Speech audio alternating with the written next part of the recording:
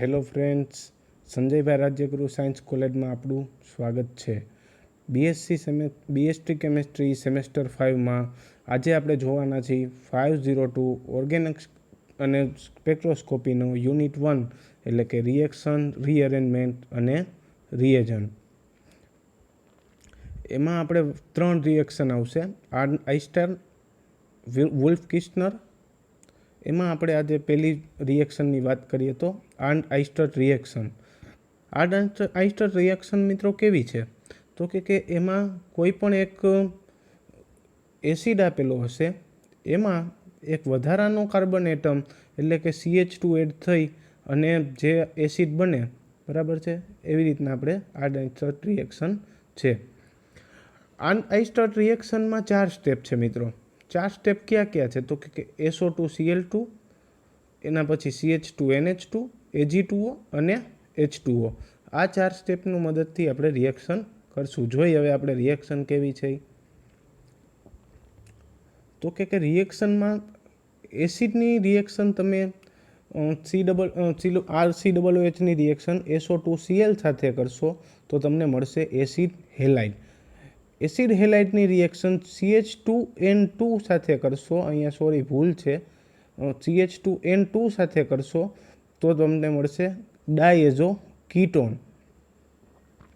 ડાયએઝો કીટોનની reaction તમે Ag2O મતલબ કે ડાયસિલ્વર ઓક્સાઇડની રિએક્શન ડાયએઝો કીટોન સાથે કરશો એટલે તમને મળશે કીટીન. કીટીન કેવું છે ખાસ મિત્રો સ્ટ્રક્ચર જોઈ લેજો, ઠીક છે,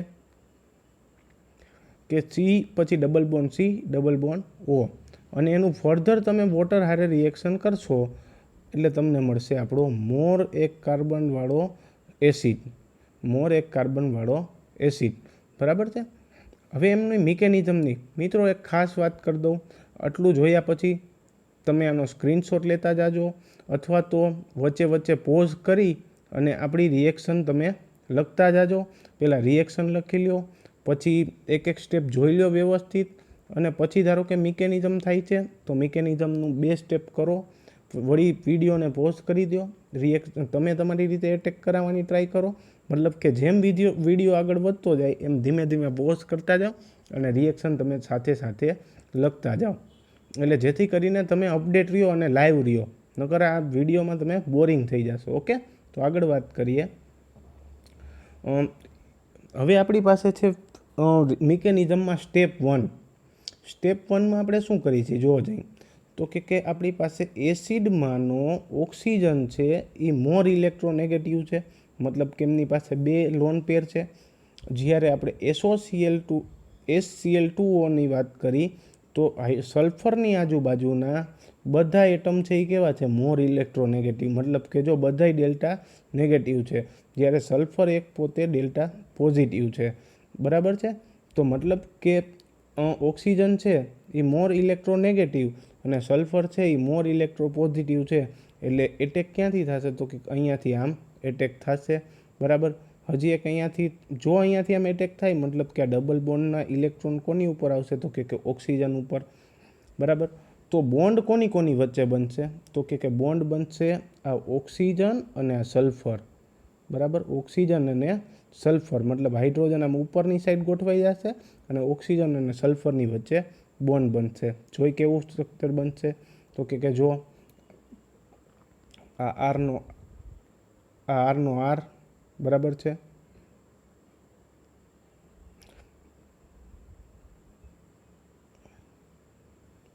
આરનો આર, સી ડબલ બોન્ડો. અહીંયા જો ઓક્સિજનનો બોન્ડ કોની સાથે બને છે?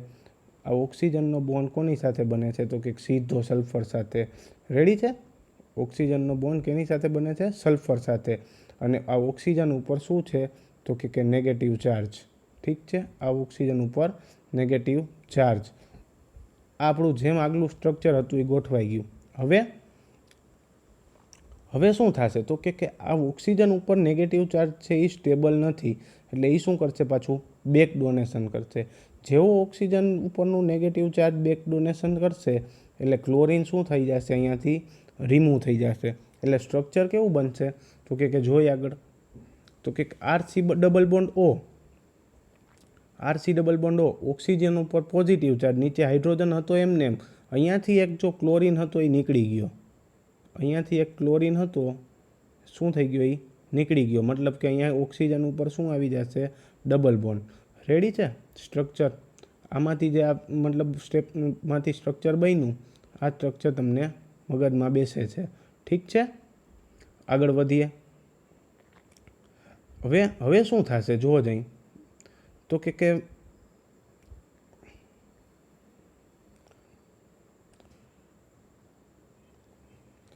હવે જે આપણો છૂટો પડેલો ક્લોરિન છે, જે આગલા સ્ટ્રક્ચરમાં અહીંયાથી ક્લોરિન છૂટો પડ્યો, આ ક્લોરિન છૂટો પડ્યો, બરાબર છે, એને આપણે ફર્ધર અહીંયા આપણી રિએક્શનમાં એડ થશે. મતલબ કે શું થશે, તો કે અહીંયાથી જે ઓક્સિજન મોર ઇલેક્ટ્રોનેગેટિવ હશે એટલે પોતાની તરફ ઇલેક્ટ્રોન્સ ખેંચતો હશે, અને બહારથી જેવો ક્લોરિન માઇનસ છે એ કાર્બન ઉપર એટેક કરશે. જેવો કાર્બન ઉપર એટેક કરશે એટલે શું થશે, તો કે આ ક્લોરિન આ ઓક્સિજન ઉપર શું આવશે, નેગેટિવ ચાર્જ. શું આવશે, નેગેટિવ ચાર્જ. બરાબર, જેવો નેગેટિવ ચાર્જ આવી જશે એટલે આવું કંઈક સ્ટ્રક્ચર થશે, આપણે જોઈ છીએ એવો. બરાબર, હવે આ ઉપર ઓક્સિજન ઉપર નેગેટિવ ચાર્જ છે એનું શું થશે, બેક ડોનેશન. શું થશે, બેક ડોનેશન. બેક ડોનેશન થશે એટલે શું થશે, તો કે ક્લોરિન એ મોર ઇલેક્ટ્રોનેગેટિવ છે, તો કે આ ઓક્સિજન ઉપર પોઝિટિવ ચાર્જ છે એ પોસિબલ નથી. એટલે અહીંયાથી આ આખું સ્ટેપ શું થઈ જશે, છૂટું પડી જશે, અને આટલી વસ્તુ છે એ આ બનશે શું, RCOCl. શું બનશે, RCOCl. જોઈ લો જોઈએ, આ R, આ CO અને આ Cl.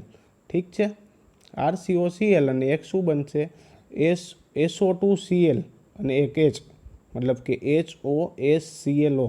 બરાબર, તો કેવું સ્ટ્રક્ચર બને, તો કે જુઓ જાય, કમ્પેર કરો જાય, એક RCOCl અને એક OH નો OH, અહીંયાથી આ OH નો OH, તો આ OH, આ HCl, તો આ HCl, આવો તો આવો. ઠીક છે, હવે કેવું થશે જોવો જોઈએ, આગળ વધી, તો કે આ HOSClમાંથી એન્ટ્રોપી એવી સપોર્ટ થશે, એની એવી એન્ટ્રોપી હશે કે જેથી કરીને મોર સ્ટેબલ થાય એવું કંઈક છૂટું પડે. મતલબ કે અહીંયાથી SO2 ને HCl છે એ સાવ છૂટું પડી જશે, જેની આપણે રિએક્શનમાં આગળ કંઈ જરૂર પડતી નથી. પણ હવે હું વાત કરું કે RCOCl છે એ આપણે જે મેઇન રિએક્શન જોઈ હતી એ આપણું બીજું સ્ટેપ છે, જોઈ લો જઈ. બરાબર, કે જે આપણે એસિડ હેલાઇટ જોતું હતું, આપણું અહીંયા એક સ્ટેપ પૂરું. હવે આપણું થાય છે અહીંયાથી બીજું સ્ટેપ ચાલુ, કે એસિડ હેલાઇટની આપણે કોની હારે રિએક્શન કરશી, તો કે CH2N હારે. હવે એસિડ હેલાઇટની CH2N હારે આપણે રિએક્શન કરી, તો કે CH2N2, sorry my mistake, CH2N2. મેં તમને પહેલાં એમાં કીધું હતું કે N છે એ ભૂલ છે, એટલે CH2N2.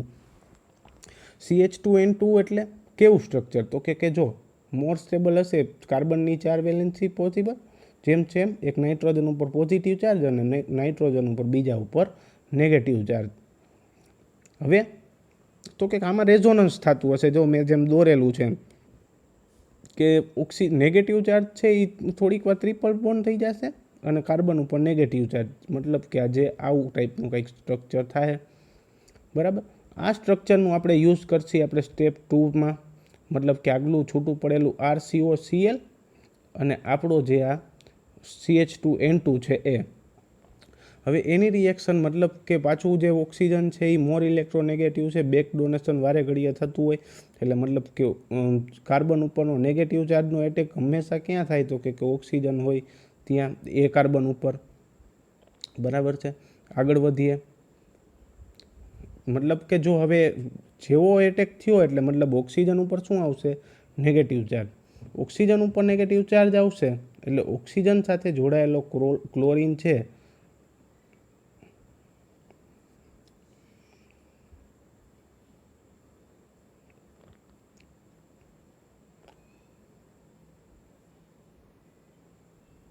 મતલબ કે ઓક્સિજન સાથે જે જોડાયેલો જો આ ક્લોરિન છે, આ ક્લોરિન છે એ શું થશે, છૂટો પડશે. બરાબર છે, ઓક્સિજન સાથે જોડાયેલો ક્લોરિન છે, આ અહીંયા બોન્ડ બની જશે. જો મિત્રો, એક આ કહેવાનું મારું ખાસ થઈ ગયું કે અહીંયાથી આની યારે બોન્ડ બનશે. જો બોન્ડ ક્યાં બનશે તો કે આ કાર્બન અને આ કાર્બન વચ્ચે ક્લોરીન આવી રીતના અહીંયા કંઈક હવે ગોઠવાશે નેક્સ્ટ સ્ટેપમાં. પાછું રિપીટ કરી દઉં છું. સ્ટેપ 2 કે RCOCl પ્લસ CH2N2 મોર ઇલેક્ટ્રોનેગેટિવ હશે, અહીંયાથી એટેક થશે. બરાબર, અહીંયાથી અહીંયા એટેક થશે, મતલબ આ બે વચ્ચે બોન્ડ બનશે.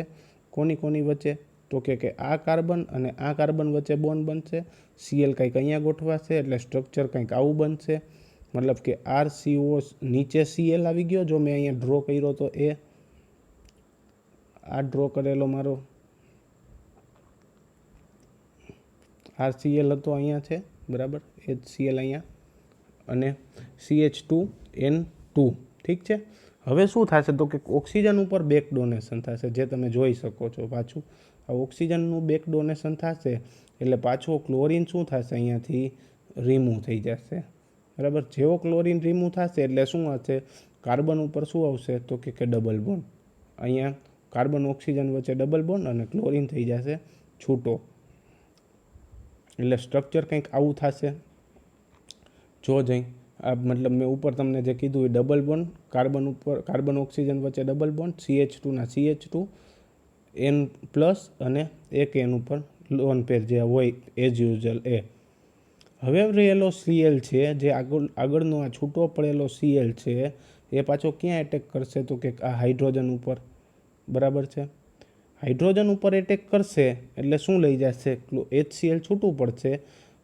HCl જે આ છે એ છૂટું પડી જશે અને અહીંયા આવશે શું પોઝિટિવ ચાર્જ. ક્યાં અહીંયા આવશે પોઝિટિવ ચાર્જ. જોઈ શકો છો તમે નીચેના સ્ટેપમાં કે HCl છૂટું પડી ગયું અને સોરી પોઝિટિવ નહીં નેગેટિવ ચાર્જ, કેમ કે ક્લોરીન પાસે ઓલરેડી નેગેટિવ છે એટલે કાર્બન ઉપર શું આવશે અહીંયા નેગેટિવ ચાર્જ, કેમ કે ક્લોરીન પાસે ઇલેક્ટ્રોન હતા, ના હોય તો પોઝિટિવ થાય. બરાબર છે, એટલે આ કાર્બન ઉપર નેગેટિવ ચાર્જ આવ્યો અને બે નાઇટ્રોજન ઉપર પોઝિટિવ ચાર્જ. હવે મિત્રો જે છે એ ખાસ હવેની રિએક્શન જોવા જેવી છે. હવે આપણું અહીંયાથી આવે છે આપણું ત્રીજું સ્ટેપ.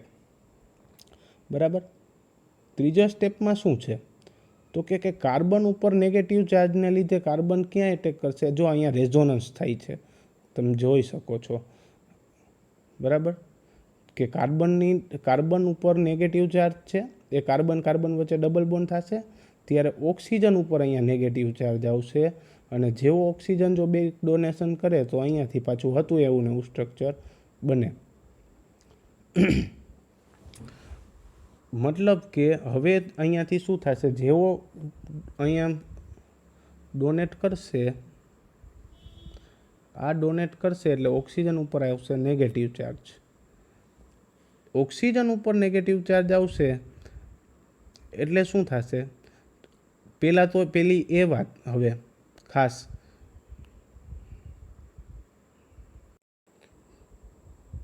હવે તમે જો ખાસ જોજો કે જો હું છે ને કલર બદલાવી નાખું છું એટલે તમને થોડોક વધારે આઈડિયા આવે. બરાબર છે, જો એટેક થઈ ગયેલા છે ને પહેલાં કાઢી નાખું એટલે તમને ખ્યાલ આવે કે આગલા આપણે સ્ટેપમાંથી શું કર્યું. બરાબર છે, જો આ ઉપરના સ્ટેપમાંથી આ સ્ટેપ કન્ટિન્યુ કરું છું કે કેવું બનશે. ઉપરના સ્ટ્રક્ચરમાંથી RCOO C માઇનસ અને N પ્લસ ને N ટ્રિપલ બોન્ડ N, કે જે તમે જોઈ શકો છો કે આ સ્ટેપમાંથી કયું સ્ટેપ બન્યું હતું. બરાબર છે, કે થોડું ક્રિટિકલ છે અને પ્લસમાં હું તમને કહું કે લખતા જાજો એટલે વાંધો નહીં આવે. જો અહીંયા નેગેટિવ ચાર્જ અહીંયા આ હાઇડ્રોજન નીકળે છે ત્યારે અહીંયા નેગેટિવ ચાર્જ આવે છે, જે મેં તમને હમણાં કલર બદલાવીને દેખાડ્યું અહીંયાથી કે બરાબર, કે આ હું કાઢી નાખું એટલે અહીંયા જો એવું ને એવું સ્ટેપ બની જાય. બરાબર છે, જેથી કરીને આ આખું સ્ટ્રક્ચર બનશે. હવે મેં તમને કીધું એમ આ સ્ટ્રક્ચરમાં ખાસ જોવા જેવું કે અહીંયા રેઝોનન્સ થશે. રેઝોનન્સ થશે, જેવો રેઝોનન્સ થશે એટલે કેના ઉપર જશે તો કે આ ઓક્સિજન ઉપર નેગેટિવ ચાર્જ જશે. બરાબર, અને અહીંયા બનશે ડબલ બોન્ડ. એના પછીનું સ્ટેપ Ag2O વાળું છે કે જેવો ઓક્સિજન છે એ પોતાનો બેક ડોનેશન દેખાડશે, મતલબ કે આ જગ્યાએ પોતાનું બેક ડોનેશન દેખાડશે. એટલે આ કાર્બન પોતાના ઉપર અહીંયા ઇલેક્ટ્રોન નેગેટિવ આવશે ચાર્જ. શું કામ? તો કે ડબલ બોન્ડ છે એ પાછું કાર્બન ઉપર આવશે, પણ જેવો કાર્બન ઉપર નેગેટિવ ચાર્જ આવશે એટલે એવી એન્ટ્રોપી સપોર્ટ થતી હશે કે અહીંયાથી N2 છે એ શું થઈ જશે, સાવ નીકળી જ જશે. ઠીક છે, તો મતલબ જો હવે એના પછીનું કેવું સ્ટેપ બને છે, તો કે જો આ અહીંયાથી ડબલ બોન્ડવાળું સ્ટ્રક્ચર, આ ડબલ બોન્ડવાળું સ્ટ્રક્ચર, આ કાર્બન ઉપર અહીંયા નેગેટિવ ચાર્જ અને N2 અહીંયાથી છૂટો પડી ગયો. ડન છે. મતલબ કે હવે શું થશે, તો કે જો આ જે RCOCH ને કાર્બન ઉપર નેગેટિવ ચાર્જ છે ને, અહીંયા થશે આ સ્ટેપમાં રીઅરેન્જમેન્ટ. શું થશે? રીઅરેન્જમેન્ટ. મતલબ કે પોતાની અંદરની ગોઠવણ બદલાવશે, બરાબર, કે જેથી કરીને કંઈક નવું સ્ટેપ તૈયાર થાય. તો જો જઈ મેં આ નીચેના સ્ટેપમાં દેખાડ્યું છે કે આ કાર્બન છે એ પોતાના ઉપરનો ઓક્સિજનનો નેગેટિવ ચાર્જ છે એ ડોનેટ કરશે, એટલે તરત આ કાર્બન પોતાનું અહીંયાથી જોઈન્ટ થઈ જશે. શું કામ? તો કે આ કાર્બનની વેલેન્સી કેટલી થઈ જશે, ગણો જઈ 4 થઈ જશે. જો મેં નીચે ડોટેડ લાઇનમાં બતાવ્યો છે કે જેવો અહીંયાથી આ કાર્બન ઉપરથી આ નેગેટિવ ચાર્જ અહીંયા થશે એટલે અહીંયા નીચે ડબલ બોન્ડ બનતો હશે. હવે એના ડબલ બોન્ડ અને આ ઓક્સિજનના તો ઓલરેડી 2 બોન્ડ છે જ, એટલે 2 ને 2 કેટલા થઈ જશે, આ 4 બોન્ડ થઈ જશે. એટલે અહીંયાથી R અહીંયા નીકળી અને અહીંયા રીઅરેન્જમેન્ટ થશે. એટલે સ્ટેપ કંઈક પછી એના પછીનું થશે આવું કીટીનનું. જેવું કીટીનનું સ્ટેપ થશે એટલે શું થશે, આપણી પાસે લાસ્ટ સ્ટેપ હતું કે H2O થશે. એટલે મેં તમને જો બેયના બતાવ્યા જ છે માર્ક કરીને કે H છે એ આ જગ્યાએ જોઈન્ટ થશે અને OH છે એ અહીંયા જોઈન્ટ થશે. એટલે એના પછીનું મોર એક મતલબ CH2 વાળો એસિડ બનશે કે જે આપણે સૌથી પહેલાં લીધેલું હતું, ખાલી RCOOH લીધેલું હતું, બરાબર છે. એના ઉપરથી શું બની જશે, અહીંયા વધારાનું એક CH2 એડ થઈ ગયો, બરાબર છે. હવે જે મેં આ રિએક્શન બતાવી આવી કંઈક હશે, RCH double bond C double bond O. કીટીનમાંથી હું H2O એડ કરું તો એક મોર કાર્બનવાળો એસિડ બનશે. એવી જ રીતના હું HOH છે આપણે આ HOH છે એની બદલે હું ROH રાખું તો કેવી રિએક્શન થાય, બરાબર છે. ROH લઉં તો મતલબ કે મને એસ્ટર મળશે, પણ કેવો, તો કે કંઈક વધારે કાર્બનવાળો. આ શું થઈ ગયું, એસ્ટર, બરાબર છે. એના પછીની વાત કરું તો NH3 એમોનિયા લઉં છું હું, બરાબર. એમોનિયા લઉં છું તો શું બનશે, તો કે વધારે એક કાર્બનવાળો એમાઇડ બનશે, બરાબર છે. અહીંયા થઈ જાય છે આપણી રિએક્શન પાછી પૂરી. હું કમ્પ્લીટ એકવાર ફટાફટ બોલી જાઉં છું કે જેથી કરીને તમને પ્રોબ્લેમ ન આવે. અને થોડીક લાંબી હતી એટલે તમને કદાચ એવું લાગ્યું હોય તો ફરીને લખ્યા રાખજો અને 2-3 વખત બને તો વિડીયો જોજો. જો એસિડના SOCl2નો યુઝ કર્યો એટલે પછી મળે છે RCOCl, મતલબ કે સ્ટેપ 2. એનું આપણે કરી છે, અહીંયા ભૂલ છે, હજી એકવાર કહી દઉં છું. અહીંયા CH2N2 છે, તમે તમારી બુકમાં લખો ત્યાર કરી નાખજો. એસિડ હેલાઇટનું CH2N2 ને કરો એટલે ડાયએઝો કીટોન બને છે. ડાયએઝો કીટોનનું તમે Ag2OR રિએક્શન કરો એટલે કીટીન બને છે, અને કીટીનનું H2OR રિએક્શન કરો એટલે એસિડ બને છે, બરાબર. આ થઈ ગઈ આપણી કઈ રિએક્શન, તો કે આઇસ્ટર રિએક્શન. એના પછીની બીજી રિએક્શન છે કે જે બિટલર-નેપિયર્સકી રિએક્શન.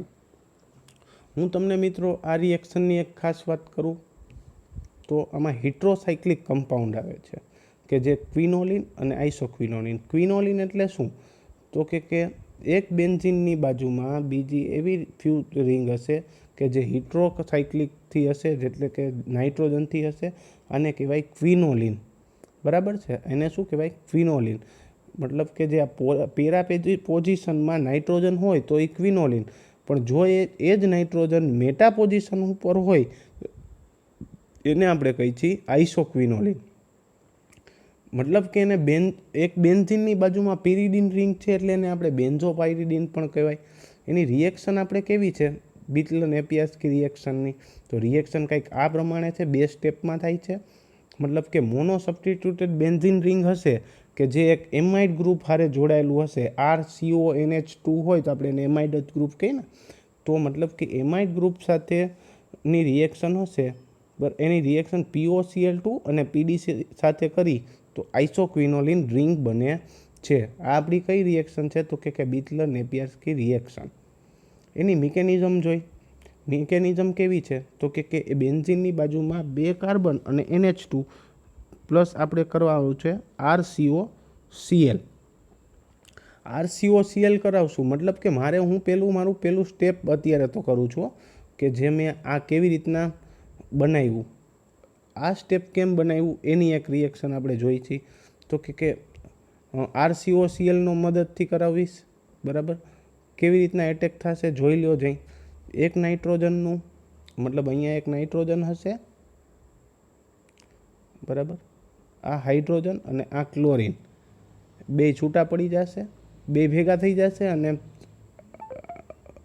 ક્યાંથી તમને કહું બોન્ડ કેના વચ્ચે બનશે જુઓ જઈ. પહેલાં આમાં જોઈ લો એટલે તમને છે ને ખાસ આઈડિયા આવે.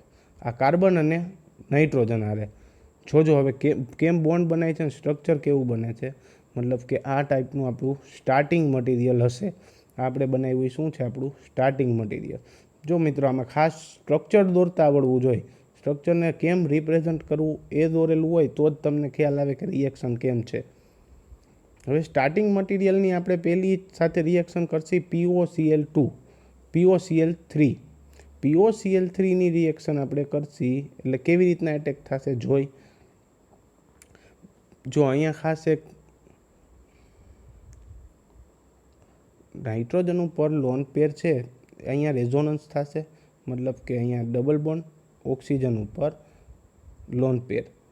બરાબર. જેવું લોન પેર આવશે એટલે શું થશે તો કે આગલા સ્ટ્રક્ચરની જેમ SOCl2 હતું એની જેમ કાર્બન અહીંયા આ બધાય મોર ઇલેક્ટ્રોનેગેટિવ છે, આ બધાય મોર ઇલેક્ટ્રોનેગેટિવ છે.